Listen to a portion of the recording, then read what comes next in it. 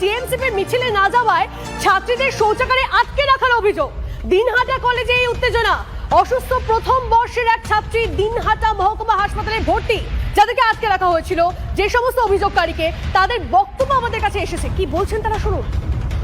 কলেজের নাকি কিছু ইউনিয়নের ছেলে বাথরুমে ওকে বন্ধ করে রেখেছে।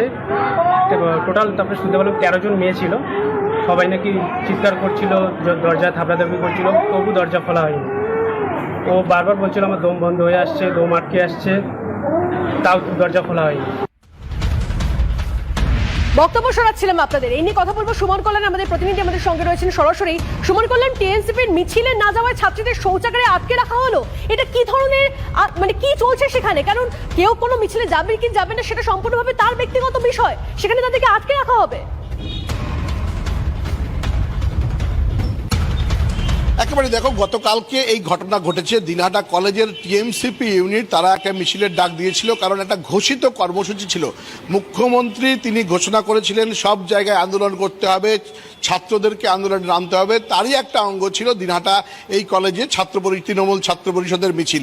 সেখানে আমরা যেটা জানতে পাচ্ছি, প্রায় 13 জন ছাত্রী নাকি তারা যেতে অস্বীকার করেছিল এবং তাদেরকেই আটকে রাখার অভিযোগ উঠেছে।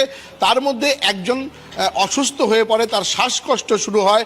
পরবর্তীতে অনেক চেঁচামেচি করার পর সেই বাথরুমের দরজা খুলে দিলে সেইখান থেকে ছাত্রীকে উদ্ধার করে দিনহাটা হাসপাতালে নিয়ে যাওয়া হয় এবং তড়িঘড়ি সেখানে তার চিকিৎসা শুরু হয়।